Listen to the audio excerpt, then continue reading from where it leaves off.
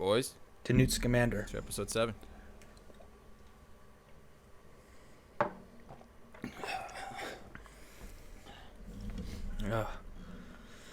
I'm never doing a shot to Newt Scamander ever again.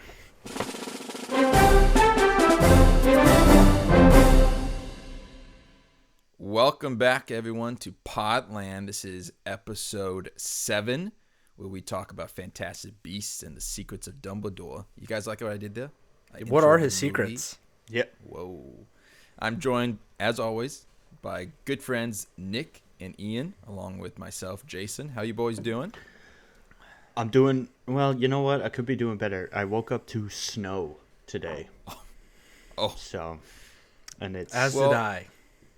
Well, as you can tell, I'm wearing a beanie, so it's a little chilly out west. I think it's 68 degrees. So anytime it's below 70, kind of have to bundle up, you know? I hate my life. Yeah, we hate yours too. It's So. pretty good, guys. I've been golfing a lot. Nick, you were saying before we started, you're dying to get out. When is golf season going to start for you guys?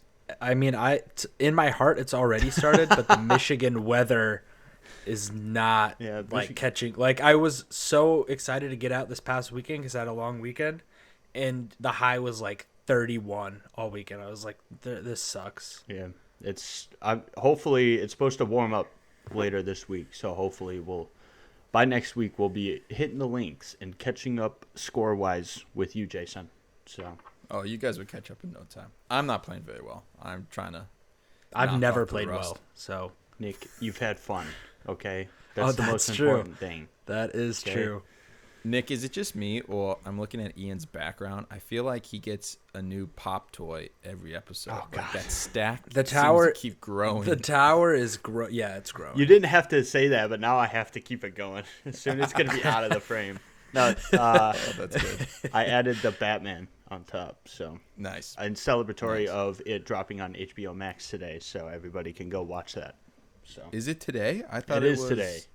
You can go watch it right now. Yep. We could my go gosh. do it. Let's stop recording. You know what? That gets Thanks me amped. thanks for coming out today, guys. I appreciate Guys, it. what do you think? Maybe someday we should do like a movie stream where the three of us watch a movie and Oh, that'd be fun. like, commentate over it. Yeah. I feel like it can't be a good movie, though. I feel like No, it's yeah. Because that'd be really boring. It'd just be like, this is gorgeous looking, and then we don't say anything for like 25 minutes. Wait, but guys, I feel like we could have fun with like a Marvel movie though. Yeah. Secrets of Dumbledore isn't out on streaming services yet. I know, bummer, huge bummer, right? Well, let's get into some little movie topics before we get into the main meat of the episode, which is, of course, the fantastic movie Secrets of Dumbledore. A few trailers jumped out this week at us that were unexpected. First one is Stranger Things Season 4. The last season of Stranger Things was, 2019, 2018? It's been 2019. Yeah, It was like 4th 2019. of July, I remember. Yeah. I've honestly almost forgotten about the show, Yeah. but a new episode came out. I'm sorry, a new trailer came out for the new season. What'd you guys think? Initial thoughts? There's a little bit of everything in this trailer. So that's all I have to say about it, basically. Couple things stood out. First is the kids are like old as hell now. It's like it's insane. Second, it's like it seems like it's all over the place. Like all the characters are scattered about. Hawkins, looks like a group is in California. You got David Russia. Harbour's. We got yeah, Russia David on the Harbour's radar. characters in Russia. So it looks. Our podcast is not international, but Stranger Things is international. Well, that's what we strive to be. So, And I think I read that because they're breaking up the season into 2 parts. First part dropping end of May, and then the second part dropping beginning of June, Really? which seems I to didn't be, know that. or not beginning of June. I'm sorry, beginning of July. So it'll be about a month, 6-week break in between the two, which seems to be Netflix's new model. yeah, that's what I was just about to say. Because They're about to drop the second part of Ozark in like a week and a half, and they dropped the first part back in January. Yeah. So that might be their kind of pivot or counter to like instead of dropping everything at once, they kind of get 2 drops going to kind of get people talking about it. That being beside the point, the trailer, I read that everything from it was only from the first part. So I think this was like a part 1 trailer versus like instead of a season 4 trailer, it was just the first half of the episodes. Okay. Which it seems like it'd be kind of action packed. Yeah. It also looked like there was like a White Walker in there. Yeah, like I said, it looks like there's a little bit of everything in this trailer. I mean, you got what seems like a new villain that looks like an advanced Demogorgon, and then you've got what Nick said, White Walkers. So I know we joked about D&D last week, but I mean, are D&D trying to contaminate like everything these days? So I guess so. Jason, do you have any thoughts on this? It's really interesting that they're split into 2 parts. You're right, Nick. I didn't know they were doing that, and they have been kind of putting that as the motto moving forward. They're doing that with a lot of the shows they're coming out with. But I thought the trailer looked great. Again, I almost forgot about Stranger Things, and so when it popped up, it was like a great reminder. Like, oh my gosh, yeah, this was a great series, and it just fell under the radar. It looked good. The very first thought I had when watching the trailer was, is that a White Walker? Right. Like the very first scene is literally the Night King opening his eyes, and I'm like, what's going on here? So obviously that is the villain of the season. Is he? Do you guys think he's supposed to be kind of the villain of the entire franchise? Has he been? I feel like head honcho? I feel like there is an aurora around him where he's kind of just like he's been the head of it from the start or whatnot. Yeah, like kind of like the voice in Eleven's head the whole time when she's in the Upside Down. Yeah. So it could be like the overlord of the Upside Down, and they make him the bad guy for season 4 and 5 just to kind of wrap it up. Because I think that they originally had 5 planned out, and I think that's still the plan as of now. I honestly might need to rewatch the last season. I watched the first season multiple times, but I don't know if I can remember last season very well. I really liked the last season. It was the one with the mall and Billy turned into a monster. It was really cool. Yeah. Yeah, a great character died in season 3. Yes. So yeah, Billy. But yeah, I mean, didn't we get the first teaser of David Harbour's character kind of like on those railroad tracks in Russia like a year ago? I looked that up. Maybe it was longer. a year ago. Maybe it was. It was a year ago. Yeah, it's. I mean, they've been teasing it crazy. for a minute. Yeah. So. I'm sure it's been delayed. I'm assuming because of COVID. Oh, almost certainly. Yeah. Yeah. So, they're like, oh, but all crap. the kids. Yeah, you're like. Yeah. The cast kids are getting older, so it's like we got to wrap this up. But I hope they, don't treat it as like, oh, we got to wrap this up quick, So let's hope that this. I mean. That's the one thing. To Nick's point. That's the one thing I really liked about Stranger Things from the get-go, in comparison to Game of Thrones, for example. The showrunners of the show said in the first season, hey, we have a 5-season arc. Like, we know where the show's starting and we know where the show's ending. We have a 5-season arc. And that gives you so much confidence watching a TV show, knowing that, hey, these guys know where the story's going. So these plot lines that they're setting up, there's going to be payoff. Opposed to a TV show like Game of Thrones, where you get past the books and stupid it doesn't Benioff help and Weiss. Doesn't help that George does not want to finish anything. So, sure is. No, I can't say that joke. So, but got to keep this family friendly. Right, exactly. How many episodes in a row can we just crap on D&D? Like Benioff and Weiss are like. I mean, we can keep it going. So we can keep it going. They deserve a lot more crapping on. Yeah. So we'll save more crappings on D&D for a later date. Sounds like we're all excited for Stranger Things. Yeah. Another trailer dropped this week that this is kind of crazy. This is a movie that opens in 2 months, and it's not just any movie. It's like a giant blockbuster film, and we've gotten absolutely nothing from this movie until today. No posters, no trailers, we got a title pictures, announcement nothing. like a year and a half ago, and that was it. Thor, Love, and Thunder. the fourth Thor movie, which is the most movies of any, I think, main standalone character in the MCU. It's crazy that I would never have guessed it would have been Thor that got 4 movies. 5 years ago, I would have guessed Iron Man or Captain America, but nope. Somehow they made Thor into a 4-movie arc. But Thor Love and Thunder, sweet poster came out today. Posters recently, I think you guys would agree, in the last 5 to 10 years, posters have just gone way downhill. They suck now. I mean, they're just like 15 floating heads in the middle of the poster. So many logo. Misleading things on the poster. No, I would agree. I'm looking at the Fantastic Beast one right here, and it's just as awful. But look at the. I'll post it on our YouTube video. I'll make sure it's showing somewhere. But this poster looks awesome. It's awesome. Yeah, it was a sick poster. I really liked it. I'm loving the even with Thor Ragnarok, I'm loving the art design that's come around his character. It's real, like, comic looky. Yeah. And I'm a big fan of that. So Taika Waititi has brought in definitely a fresh pair of eyes and ideas and kind of a thematic tone to the series that has taken it in a totally different direction than the first 2 movies. And I will say I won't be surprised if we do eventually get a floating head poster by the time of the release date. But this initial poster is awesome, and I'm very excited about it. The trailer that dropped today actually was amazing. Let's talk about the trailer. What do you think of the trailer, Ian? I'm excited to kind of. He almost seems like he's going to hand off the reins to. It's Natalie Portman at the end there, right? Yeah. So it seems like he's going to hand off the reins there because he's talking about, like, wanting to build peace, and he just wants to move. He's looking to retire from the superhero game. Exactly. And I mean, honestly, I don't blame the guy because this is his 4th movie, and he's like, why didn't anybody else get a 4th movie? I'm tired. Like, can we just hand this stuff over? But I saw a tweet that said Thor looks like he's a 5th-year senior.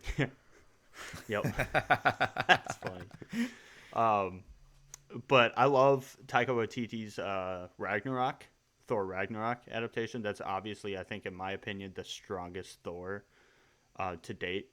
So I would expect nothing but this being either the Nick's best or the second best Thor. Nick's making his face again after you said that. Nick hates Ragnarok. I remember that. I don't hate it. I just think it's overrated.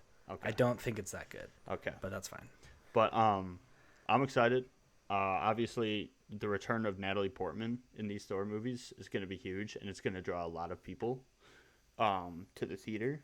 So, yeah, I'm looking forward to it. It's just, like you said, Jason, it's crazy that this movie comes out in 3 months, and this is the first teaser trailer that we've gotten for it. Marvel's been like, here's Moon Knight, here's Doctor Strange Multiverse of Madness, and then they're like, I wonder, we forgot about Thor. Sorry. There's probably a method to the madness. I'm assuming that Doctor Strange and the multiverse of madness is going to set up some main themes that lead into Thor Love and Thunder in the same way that Spider-Man No Way Home has set up Doctor Strange and the multiverse of madness. And it might give explanation to why Natalie Portman's character, which, to be honest, who does she play? Jane Foster. Jane Foster. That has been a throwaway character. I love Natalie Portman, but that character has sucked. Do you love Natalie Portman more than Florence Pugh? No, stop it. Sorry. 2011 Nick definitely did. Yeah. Or not Attack of the Clones, Ian. Whew. Okay. But Padme Amidala. Oh my goodness. Yeah, we're not talking the old Natalie Portman here, okay? But no, I like Natalie Portman, and I'm assuming, not to get too granular and detailed into the theories here, but I am assuming that the Jane Foster that we see is potentially from another universe, from the multiverse, and maybe we're seeing some new characters spewing into the MCU because of whatever's going to happen in Doctor Strange. yeah. I like that. Do you want to know like what actually happens with Natalie Portman's character, or no? Is this where Nick's comic? Just tail me down. Yeah. Just tail me Is this down where Nick's right comic away. knowledge just comes, just like to triumph anything that we say? Let us hear it, Nick. The comic run that this is based on, Jane Foster, Natalie Portman gets cancer, and the only way, like it's like terminal, and the only way to like subside the cancer is if Thor gives her his powers. He looks surprised though at the end of the trailer when I she mean, I haven't really Mjolnir. talked given my thoughts on the trailer Yeah, Nick, what do you yet. think?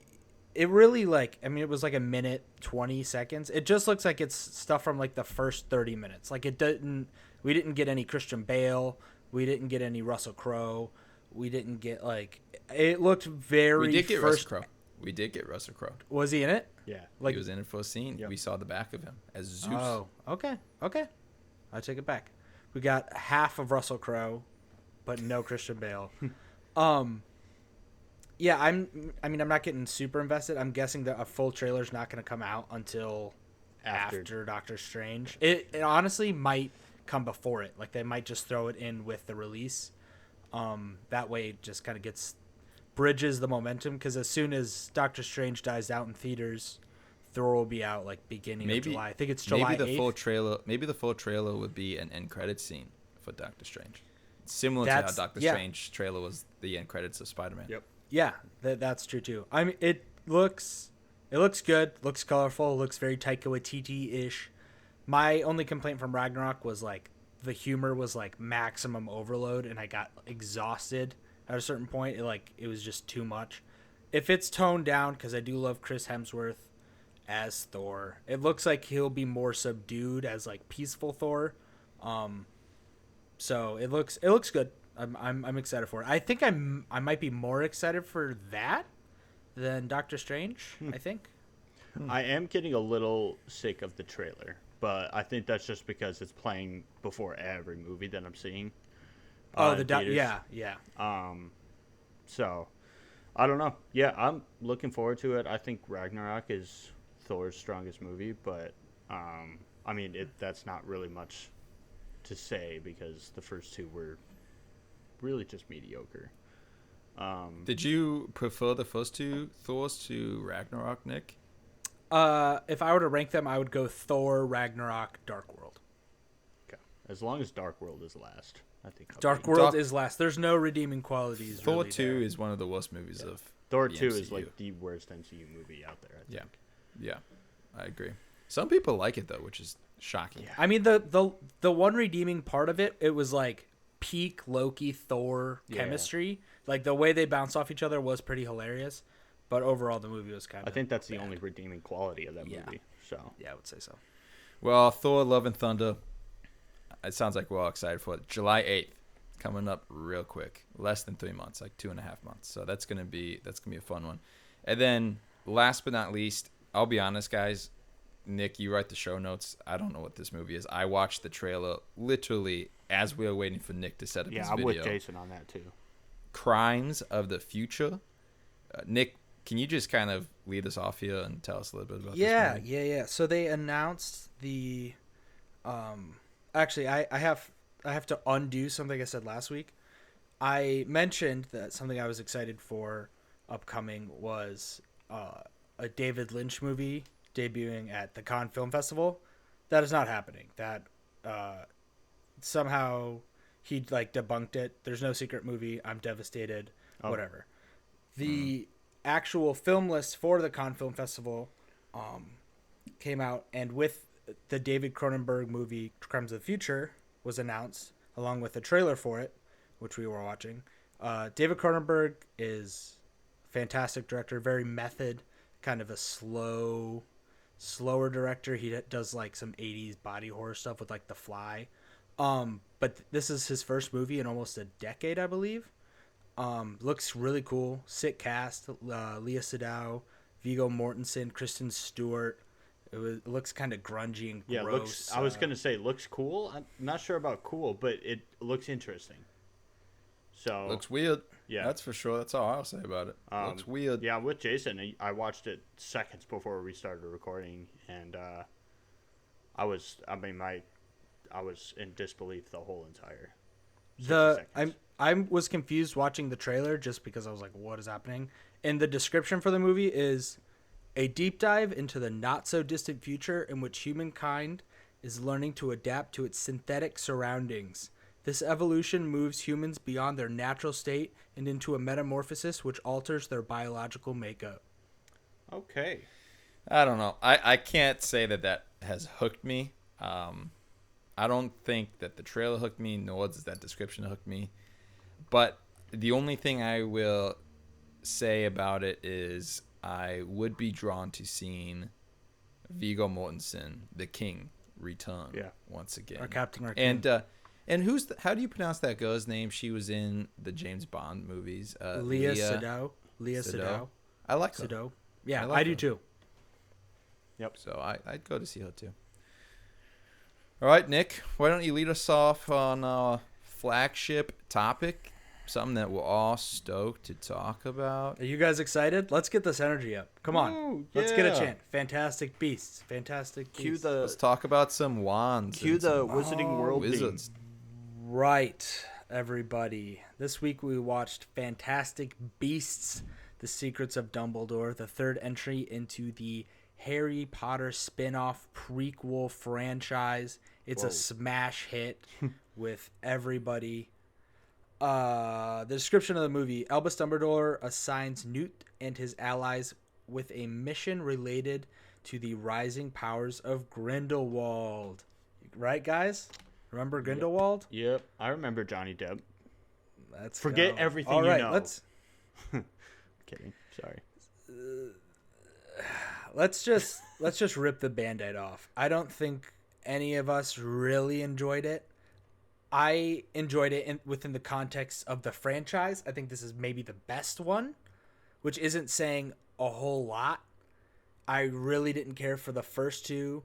The first one was a little too much. It was like a kind of a slog. I didn't like the New York part. I don't think anything that has to do in the wizarding world should associate with like America. I didn't like that. Everyone should be British, I think. I think it's kind of cool that they brought it over to the our home territory, but they didn't do it in a good way. It's only in a quarter of the country, but anyway. The second movie got into Grindelwald a little more, introduced Jude Law as Dumbledore, who I actually like. I think Jude Law as Dumbledore is a standout within this franchise for me. But I think we mentioned this at the end of last week. We are now on our third actor to play Grindelwald. No, it's second. I double checked your facts. Well, I mean, what's his name? Technically, what's his name? Colin Farrell.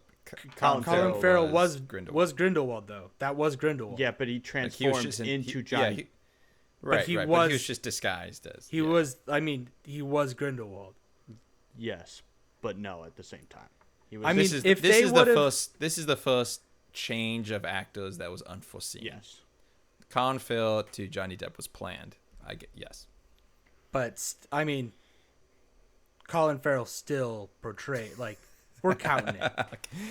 Like if they would have, I would have been fine if they would have been like, all right, if they would have gotten Colin Farrell back and been like, all right, he's just back doing this again. I'd have been like, all right, sure, he did it before. No, it wouldn't work like that though, because he transformed at the end. I mean, it was just like movie. Like a butterfly? Is that what you're saying? No, it's essentially he went from a caterpillar, Colin Farrell, to a butterfly, Johnny Depp. That's what happened. Wasn't Colin Farrell's character a real character that wasn't Grindelwald, and it's the potion that you take to. Yes. Yeah. It was that, and that's why Colin Farrell was never Grindelwald, because he was his own separate character that was an aloof. But he was still the same guy.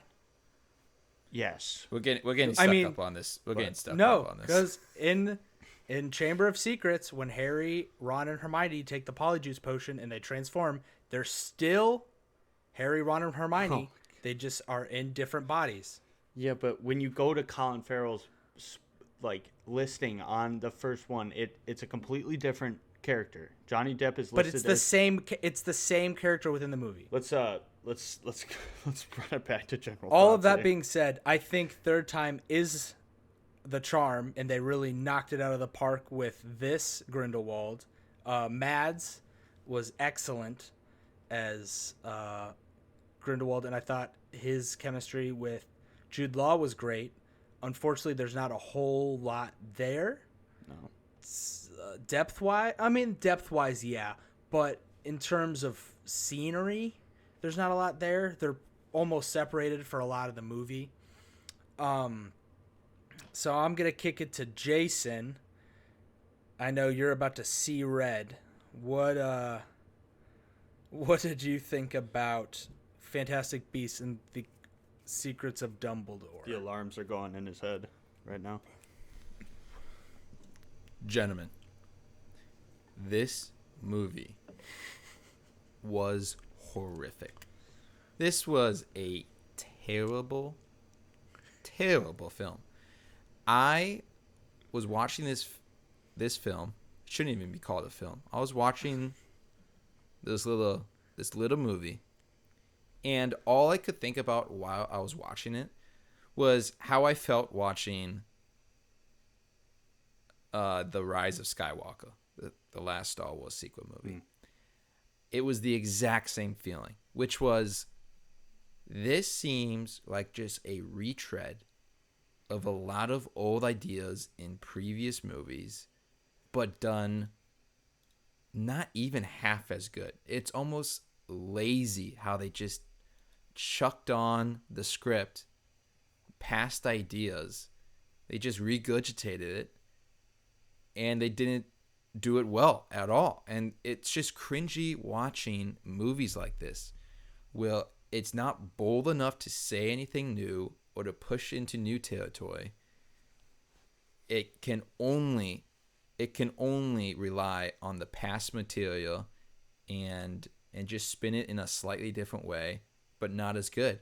I don't know how else to articulate that thought that I have and that feeling that I had watching it.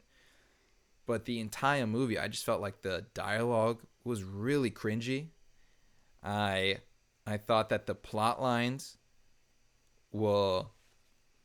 it felt like they were trying to be complex, but it really was convoluted in a bad way. Yeah, Just and we'll get into any that sense because I have stuff to say on the plot itself. Sure, and when we get to the spoilers, and there's a lot of things to say about the spoilers in terms of what I didn't like about it, but they, and this isn't I don't think a spoiler, but I said in my Letterboxd review, they're all plot lines and new ideas within the world building that they force into this movie, and we'll talk specifically about what they are, but they jam these new plot lines to the world building into the movie that had no previous setup. And so I'm sitting here watching it going, wait a minute, this is like this world-breaking idea that you're forcing in this prequel series that has never been set up before. This makes zero sense. And it's a little bit, I keep comparing it to Rise of Skywalker, the last Star Wars movie. It's a little bit like Palpatine returning. Mm-hmm. Oh yeah, just in the opening crawl. I'm like, wait, what are we what are we watching right now? This makes no logical sense. And there's some plot lines in this movie that are like that. Beyond that, let's just try to go a little bit more broad here. Even within this convoluted plot, they are really trying to get, JK's really trying to get clever here, and she fails miserably at it. Even with all that in mind, nothing actually happens in this movie, nor do I contend that anything happens in the last two movies either. This entire franchise, nothing of significance has actually taken place and happened in these movies. It's almost like nearly happened. Like they've gotten close to something happening and it just doesn't. Right. Like in the very first Fantastic Beasts movies, you have this Newt Scamander guy who's weird and shy, introverted, and he's obsessed with animals. and he's off doing his own thing. He's a horse. He's a horse girl of the Wizarding World. And then in the background, yeah, he's the horse girl. And then in the background, there's Dumbledore and Grindelwald, who has a history, but Grindelwald is, baby Voldemort, and Dumbledore is being a professor, and they're on opposing sides. Fast forward, that's in the first movie. That's at the beginning of the first movie. Fast forward to the end of the third movie, when nothing's happened. We're in the same spot. Newt Scamander still out there. I don't think Dumbledore's in the first one though. No, Dumbledore's not in the first one. But he's not in the first one. I'm just saying the context of the world that we saw it in. And then by the end of this movie, we have Newt Scamander, who's doing the same thing he's always done. Nothing really significant has changed with Newt, and nothing significant has changed with Grindelwald. He's still out there. He's still bad. He's still doing his thing. Baby Voldemort. And he's Voldemort, but not Voldemort. And then you still have Dumbledore, hasn't evolved as a character either in these last three movies. Nothing has happened, and I'm watching all of this unfold, and it's just all of this is dawning on me while I'm watching the third movie. And I did not hate the first one. I actually quite enjoyed the first Fantastic Beasts. They actually seemingly tried to do something different. They only referenced Dumbledore. It was all about Newt Scamander, who was a brand new character. I was like, okay, this might be interesting where they take it. They abandoned that idea and went straight into prequels. And brought in Dumbledore, and the second one wasn't very good. But I was like, they just set up Dumbledore and Grindelwald. Maybe it'll be something interesting. They have a legendary battle in the books that they reference. Dumbledore versus Grindelwald might be interesting. And then the third one, I went in open mind, and nothing happened. Retread of old ideas, cringy dialogue. Wasn't a fan. Yeah, I just thought it was Rise of Skywalker-esque. Yeah. All right, Ian, give us your thoughts. I'm curious now. I'm looking at the title, The Secrets of Dumbledore. Is the only secret that he can't fight Grindelwald? Is that? I don't know. I don't really know what this. I like, don't. Are they either. talking about his brother? Maybe. Too? Like that? Are they talking We'll about? get into that. Let's hold off on the spoilers. Let's hold off on the spoilers. But no, I'm with you. I had a friend who actually wrote something on Letterboxd in his review that really summed up the movie and the franchise so far as a whole. He says the strength is in the characters, but it's not a good thing that in a world full of interesting wizards, the most interesting character is the one who can't do magic. And that is so true. I read that and I was like, anytime, what's his name? Jacob Kowalski. Kowalski was on the screen. I was invested. I was like, yeah, this character is, he's fun to watch on the screen. He's not like, I'm watching Newt in this movie and I'm like, I don't really like Newt. We're 3 movies in and I don't either. I like his brother more than I like him. I like the Niffler more than I like Newt. Yeah, the Niffler's that is amazing. But no, they're very forgettable characters. And like we're 3 movies in, and which one of the characters is the main character? Right, exactly. Like we have a bunch of half-baked characters. The controversy around this franchise now is controversy. One of the bigger ones is, why are they still calling this Fantastic Beasts? They have shot themselves in the foot with that. This goes back a little bit to what I was saying about why I liked Stranger Things so much, is because you knew that they had a story from start to finish. They had a direction, and they knew where they were going. This movie and this franchise, you can clearly tell, had none. So when they made the first movie, The Fantastic Beasts and Where to Find Them, it felt like it was attempting to be something new and something different. Yep. And J.K. Rowling even said when the first movie came out, this is not a prequel series. Mm-hmm. Yes, it takes place before the Harry Potter franchise, but it's not setting up the Harry Potter franchise. This is its own thing. We just, she essentially just picked a timeline. She had referenced, Newt Scamander and the Fantastic Beasts book in the Harry Potter books. And so she was going to build a series around him. That's all good. That's fine. Then something happened, and she thought, "Oh, that's a bad idea. I better pivot and make it a weird, convoluted prequel series about Dumbledore and Grindelwald," which didn't seem like it was ever about from the beginning. No. And now it's become this bizarre mess. To your point, Ian, well, sitting here watching it and thinking, what are these movies about? Right. Who are the main characters? What's going on? Right. I like what you said, Jason, about like comparing it to the most recent Star Wars sequel trilogy, and like these movies don't have any chemistry between the movies, much like those ones don't either. Like there's no through line, like there's no cohesiveness to it. I would have been fine with Newt. I actually bet I would have liked Newt more if we would have continued with his character being like a Pokemon master, going and catching all of these like crazy creatures, and like I don't know, like make it a trilogy. Yeah, I think it would have been self-contained. I think it would have been cool if like some of these creatures were near Hogwarts, and like he was tasked with catching them and maybe distribute them and releasing them to like the game master Hagrid at Hogwarts or something like that. But that is far-reaching. Like, I don't want these to be connected to what Harry Potter has been. Not that we don't like that franchise, but the people want something new. Yeah. And it's weird. It's weird that they pivoted into the Dumbledore Grindelwald conflict when like that could be its own trilogy of movies. But now we're left with like we're 3 movies into this weird hybrid, and it's very wishy-washy and like. Yeah, and I think I don't know. I think they just have shot themselves in the foot with keeping the Fantastic Beasts title. In this one, there are, I think, if I remember correctly from the second one, there are a little bit more Fantastic Beasts if you want, but even then, I mean, you're not focused on them. You're focused on other things. So. Should we get into spoilers so we can talk? I actually have a question about the story. I have a question. What is in your notes? You say how much controversy is too much controversy.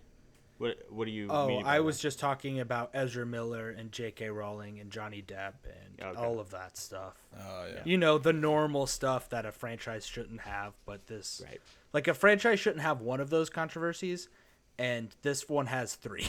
Right. Yeah. Warner Brothers. Warner Brothers are punching the air right now. They're pissed. Yeah. So.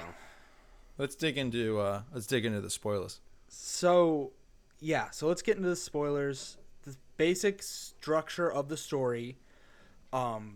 Grindelwald, now Matt Mickelson, and Jude Law, they really explore their previous relationship in this movie, and they made an oath that they wouldn't go against each other. Magical blood oath. Yeah. So Dumbledore has this like choking thing on his arm that like if he goes against Grindelwald or makes a move against him, it like tightens up and like kills him. Grindelwald doesn't have his. And is it ever explained why he lost his? No. Because Dumbledore has his. I think I think that they hint that there's only one, and Grindelwald used to have it, and now. So they like just traded it off? I don't know. See, it doesn't explain stuff like that. Yeah. No idea. So Dumbledore he recruits Newt, and he recruits a bunch of hodgepodgey characters from the previous movies. Dumbledore, for some reason, can't even think. He can't think about making a move against Grindelwald, or the thing will like start to kill him. So somehow he can connive 8 other people, like this master plan to do it, and like with others, but he can't physically think about moving against them. It's crazy. There was that dumb scene where it showed that unbreakable vow chain tightening on his hand because he's thinking about moving against Grindelwald, and then he stops thinking about it and it loosens up, and it's like, oh, that's why I can't move against Grindelwald. And then 2 seconds later, in the exact same scene, Dumbledore says to Newt and whoever else was there, like, okay, guys, this is how we're going to defeat Grindelwald. It's like, wait, hold on. You just said you can't even think about that. What's going on? Right. And I put in my review, like, plot holes emerged and stayed. Like, they weren't ever explained. They weren't ever fixed during the editing process. And I said in my review, the world is at stake over an election. Yeah, let's get into that. Oh, and everybody acted like it was just another Tuesday. Nobody was like, first of all the people that were like all of a sudden on Grindelwald's side, voting for him to be the head wizard of or president something. What, dude? This is what I'm talking about. And this is like this. This is the earth changing. When he gets things when that he they force gets in. like when he gets exposed at the end that he had faked the chillin'. Do his followers automatically submit to the next best candidate, or do they walk away and be like, okay, we'll come back for movies 4 and 5 and help Grindelwald take back his place on the throne? Like everybody was like, at one point they were all launching green fireworks. Yeah. And then they're like, Ian, oh, no, just kidding. It's actually this person. It's Santos. And they're like, oh, yeah, yellow ones. Let's go. Ian, what you did is you just like launched 5 different issues that we can spend time on each of them into the pod. There's so much to break down of what you just said. My number one issue is that they were launching fireworks indoors. They were watching the election indoors, and they were dangerous. Huge safety hazard. Yeah. So let's back up 1,000 steps, Ian. You mentioned the chillin'. At the beginning of the movie, the chillin' is a purebred magical deer that is the only way a candidate can win an election is if the pure blood magical deer is a baby one is presented in front of the candidates, and it picks whichever one is the purest and the most pure of heart, because they said that the chillin', the deer, is the most pure creature.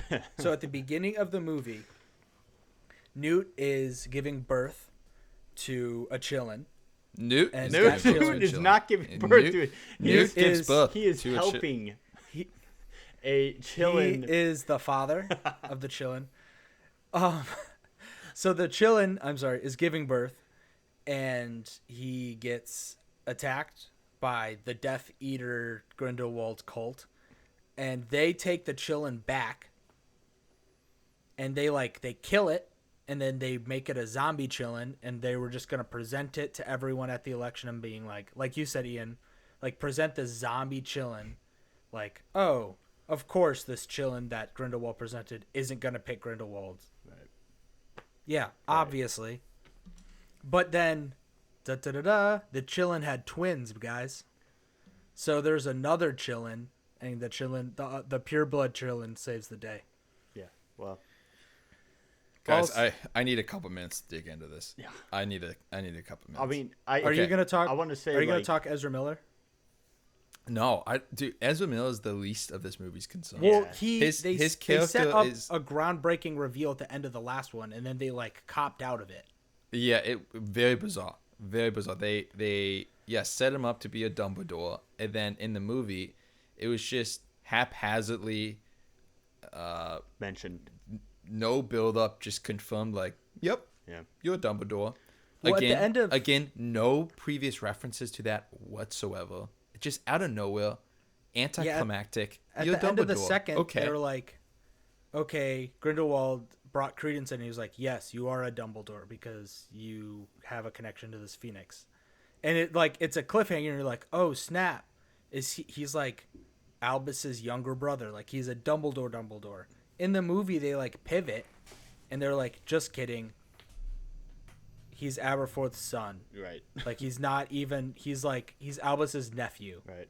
And Albus is like, okay, I care less now. Right. So I think this is my main gripe. Well, it would actually, I take that back. It's my second gripe. My main gripe would be them just, like I mentioned in the non-spoiler portion, regurgitating old ideas. I'm not about that.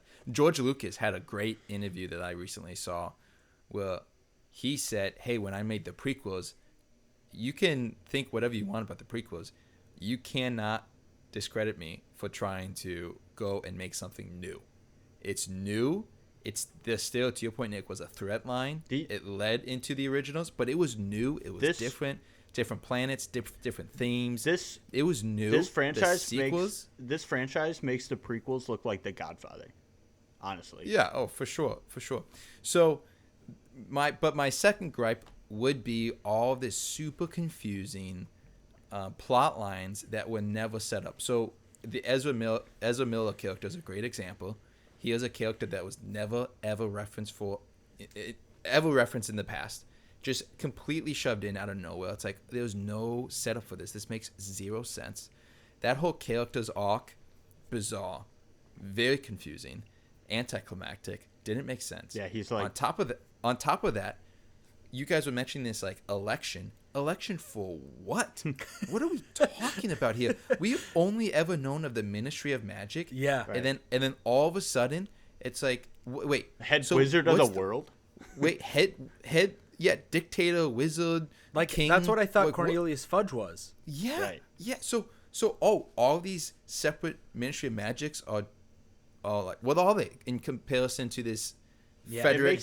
It makes me wonder, like, was this an idea before, like, the Harry Potter times came around? Like, did they drop this idea by the time Harry got into school, or was this a thing throughout Harry being in school and it was just never touched upon? It never was, and I'll bring up another example of this to answer that question, Ian. And we're heading into some controversy here. I don't really care. Whatever you feel about it, it doesn't matter. Dumbledore was never gay in the movies or the books. He never was. Yeah. He never was. The fact that he is, it's fine. I don't care. Right. Whatever. But J.K. Rowling, way after she wrote the books and way after the movies were made, I think just to appease kind of the liberal woke mob, maybe, as some people call them, she just said, oh, yeah, Dumbledore's gay.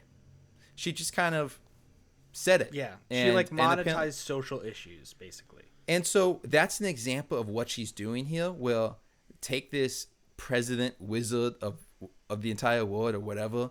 She's just forgetting anything that she has previously set up, and she's just going to change it. Yeah. She's just going to throw in random stuff that has no history, nothing. Right. And this head wizard thing threw me for such a loop while watching this. I was dumbfounded. At first, this goes back to the first movie and why I didn't mind the first movie, and I didn't mind it being in America. Nick, you didn't like that it was in America. I didn't mind it because, hey, it would make sense that a different country would have a different Ministry of Magic. That makes sense. Like, I get that. And that's kind of interesting to see. And in this movie, we go to Russia, and we see the Russian Ministry of Magic. And I'm thinking, hey, that's kind of cool. We can, we see a whole different country's Ministry of Magic, a whole new leader of another Ministry of Magic. And so while I'm watching this, I'm confused of the plot. I'm confused what the objective is. I'm confused what they're doing. Yep. And I only learned well into the whole Russia segment of the movie that, wait, we're not talking about the Russian prime minister or leader of the Ministry of Magic. We're talking about some different weird president or leader of the wizarding world. Like that I'm very confused about. No one can explain to me what this thing is or how it makes sense. I need to stop talking because I'm lingering on this issue, but these are just examples of many that the animal is another great example. Like what the is chillin'. This? The chillin', no setup. They didn't even set it up well in the movie. Right. And it's like all of a sudden this baby doe's going to show up out of nowhere in the third act, and they're just going to be like, oh, by the way, guys, this wasn't set up before, but this little baby doe's going to choose our leader. And to your point, Ian, this is my last comment, I promise. To your point, Ian, everyone watching are apparently just sheep. They're just like, they get stoked for Grindelwald because the doe picked Grindelwald. Right. And then 5 minutes later, they hate Grindelwald because, whatever. Yeah, and then they fall in love with the girl that the deer Santos. chose. It's like, are we all just sheep? No one has any original thought? What is going on here? Let's not forget when the Chillin went straight to Dumbledore. Not even a candidate of the election. It's like, oh, let me just walk through the crowd for a little bit and then magnetize to this guy who... Yeah. Also, Dumbledore isn't like a great dude. He's kind of a piece of shit in the Half-Blood Prince. Yeah. Yeah.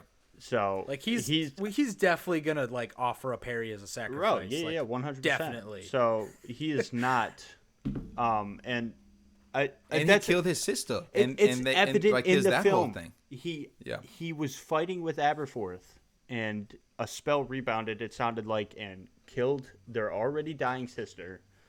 And so, why the children would ever walk up to Dumbledore? Yeah. My mind goes straight over that. But yeah, that was an insane move. When he was walking up to Dumbledore, I was like, "Bro, are you serious?" Like at that point, it's just like, I mean, I didn't expect anything less. Now I have to call you guys out on this. I saw both of your reviews on Letterboxd. You guys almost rated it twice as good as I rated it. It sounds like maybe you have evolved in your thinking since you watched it, or maybe I've convinced you to come more on my side. But you guys are hating on this movie just as much as I am. But your reviews don't align with that a little bit. Well, I changed. I'm down to a 2.5. 2.5. What are you, Ian? As I kind of sat with it, I disliked it more and more. And like we've been piling on the whole like they just keep changing stuff aspect of the movie.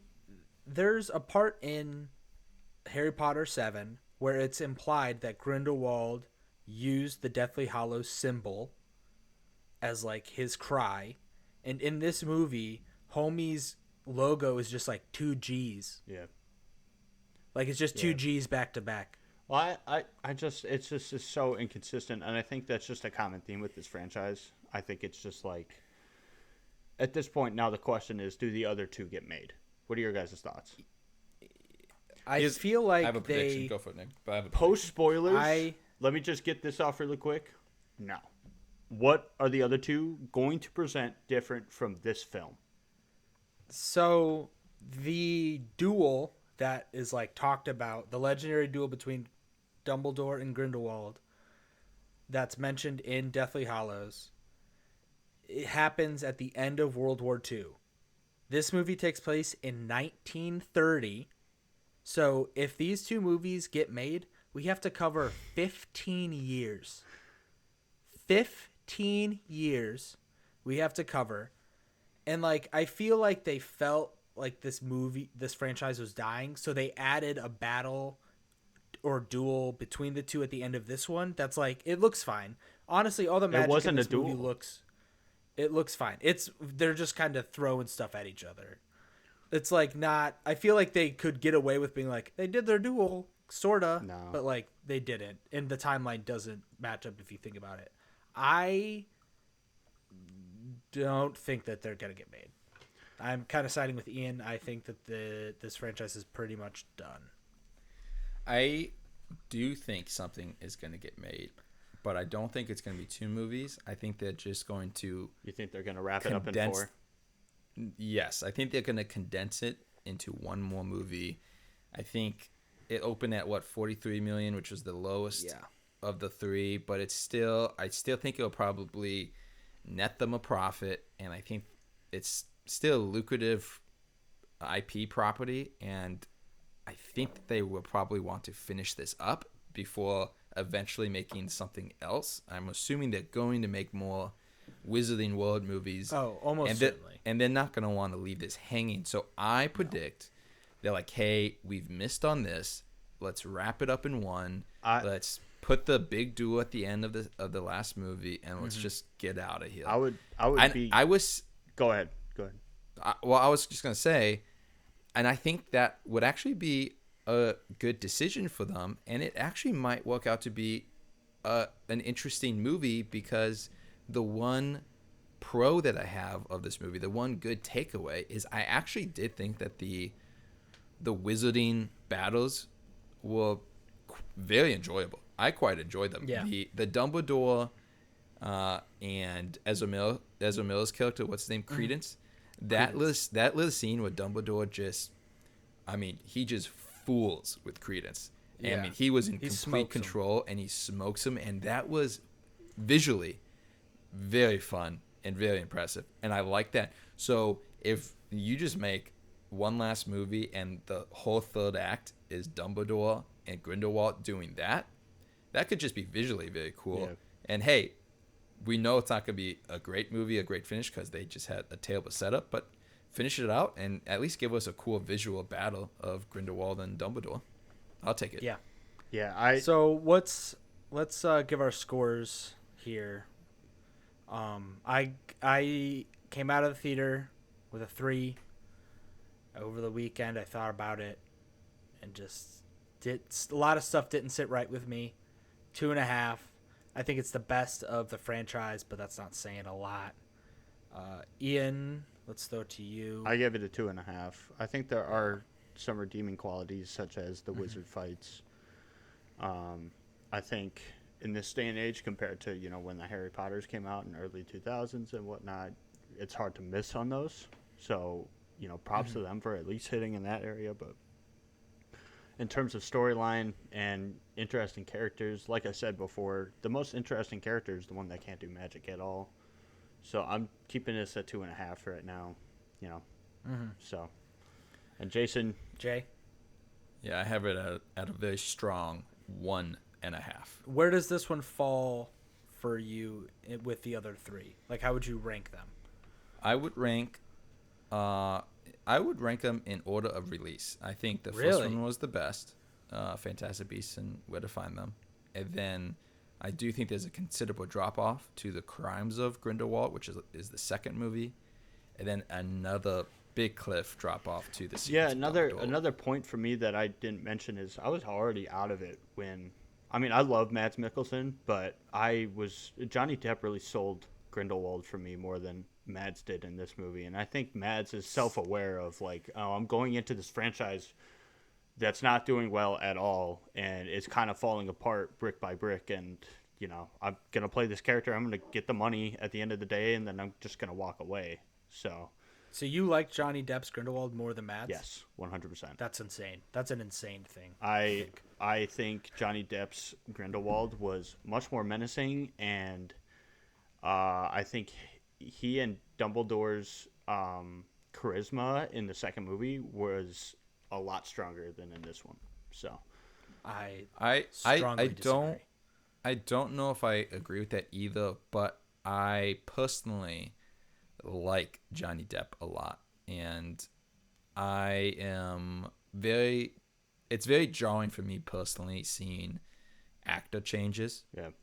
And so I don't like to see an actor change, even if it is for a better actor. I think Mads Mikkelsen's probably a better actor than Johnny Depp, even though Johnny Depp's still fantastic. It was hard for me, and it was jarring. It took me out of the movie trying to get into, okay, Mads is Grindelwald now, not Johnny Depp. But I should have just gone back to Colin Farrell. Well, Colin Farrell was never Grindelwald, but let's wrap it up here, boys. Yeah. I got to get out. I got to get out of here. I got to get out of here in a couple minutes. So let's start with you, Jason. What have you been watching? Guys, I'll be honest. I haven't been watching much this past week since we last had a pod. I watched this movie, and that's been it, huh? That's pretty much been it. I haven't even watched last week's episode of Moon Knight Winning Time yet. Oh, I watched Moon Knight. Okay, I watched Moon Knight. Episode 3, I think, is the strongest one so far. I'm so sick of this show. I think Nick doesn't like it. I don't like it. I don't think episode 3 is the strongest, but I did enjoy it. I'm enjoying the series quite a bit. I think right now it still has the opportunity to be Disney Plus's best, so I'm enjoying that. And I haven't watched last night's episode of Winning Time, which I think is episode 5. I'm not sure, but haven't seen that yet. Going to watch it tonight. Very excited about that. Nick, but I've been pretty busy, so I haven't watched much else. Busy with golf. We understand. Okay, we get we get good weather here pretty soon. Nick, what have you been watching? I just wrapped up Better Call Saul season 5. Damn, that was quick. Oh wow. Season 6 airs in 50 minutes. So as soon as we're done here, I'm gonna prepare and watch the season 6 premiere of that. Also, it was suggested to me to turn on Severance on Apple Plus or Apple TV. Yeah. And guys, that show is bonkers. I watched it in about 2 days. Wow. Yeah. Like, it was so good, so trippy, so interesting. Like, if you guys start it, you'll just love it. It had an awesome finale. It kept me on the edge of my seat. I highly recommend Severance. Honestly, I was looking through Apple's originals catalog, and they have like pretty good stuff. Well, I'm excited for Ted Lasso season 3, so that's what I'm looking forward to. But yeah, Ted Lasso's great. And then you've been watching one more thing. I'm kind of curious on this too. Oh yeah, I turned on Outer Range, new Amazon Prime show with Josh Brolin. It's kind of like, I don't know, kind of like a Twin Peaksy Yellowstone, I guess. Like, it's really trippy. It's like this rancher in Wyoming who has this black hole void open up on one of his pastures, and it just slowly, like, chaos unravels. Huh. So they dropped the first 2 episodes on Prime. I enjoyed it. I'll probably stick with it week to week. Cool. Yeah, I watched a little animated movie called The Summit of the Gods on Netflix. It was pretty good. I recommend it for those of you who are adventurous and outgoing. So none of you guys. I'm kidding. I'm an introvert. It's basically just about these characters who summit Everest. It's really cool. I recommend it, but there's another movie called Everest out there that I think highlights it a little bit better, and it's got Jake Gyllenhaal in it. So, also watched this recent year's Best Picture in theaters, Coda. That's not my Best Picture winner. Nick texted me. I texted him after I saw it. I was like, I just watched Coda. He's like, yeah, and how was it? I was like, eh. He was like, yeah, that's not my best winner, and I would agree. It's good. It's definitely a really It's a feel-good coming-of-age story, and I don't know. I'm just not a big fan of it. I thought Sound of Metal with Riz Ahmed was a lot better. Mm-hmm. And then I watched a little documentary on Discovery Plus called Hillsong, a Megachurch Exposed. It's a Hillsong, if you guys don't know, is a giant church founded in Sydney, Australia, and they've had a lot of scandals within the last 2 decades surrounding them. It's a quick 3-episode documentary that highlights into those, and I had no idea about these scandals. So if you guys are bored and you guys want to watch a quick 3-episode documentary on one of the biggest megachurches in the world, Discovery Plus offers a free trial that lasts a week, and you can just knock these 3 episodes out pretty quick. Oh, cool.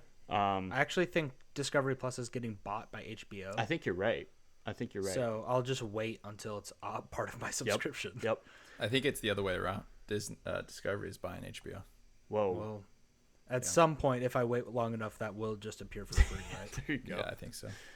So next week, guys, we got The Northman, Robert Eggers' new Viking epic, starring Alexander Skarsgård, and it's got Anya Taylor-Joy, and maybe I want to say it's like a 2-minute cameo of what's his name? Oh, I can't find him in the cast list, and I cannot William remember. Dafoe? Yeah, William Dafoe. I think he'll be in for more than 2 minutes, but I'm excited for it. I've seen a couple videos, non-video or non-spoiler videos on TikTok and whatnot, saying that they love the movie. They think that it's definitely a must-watch. So, excited with that. Excited to talk to you guys about that next week. do you think Ragnar Lothbrok will show up in this? There's a Viking show on Netflix called The Last Kingdom where there's a character named Ragnar in that, which I've heard is pretty good, honestly. But my Viking is Ragnar Lothbrok on Amazon Prime. So my wife has been binging The Last Kingdom like there's no tomorrow. Yeah, wait, there's a character named Ragnar also in The Last Kingdom. Netflix series? Yeah. Yep. Wow. Yeah. Stole it from Vikings. Yeah, History and Channel. there was a TikTok this last week that was like naming the best characters on TV shows, and Ragnar was one of them. And Is he a fictitious character? Or is he I think based on he's somebody based else? off a real character, but I think some of his actions in the show are not what happened in history. Sure all of but it's- yeah. the show is one of my favorite shows of all time, and I think it depicts Vikings really well. So, but I'm excited for The Northman. So I'm just a sucker for Vikings in general. And next week we'll be back to talk about that. Certainly probably going to be much better than this week's episode, unfortunately. And if you guys have stuck with us this long, we thank you. Please share this video. Please share this podcast anywhere you listen to your music. You could probably find our podcast. And this is Podland with your hosts Ian, Nick, and Jason signing off for episode 7. Farewell. Love you, Mom.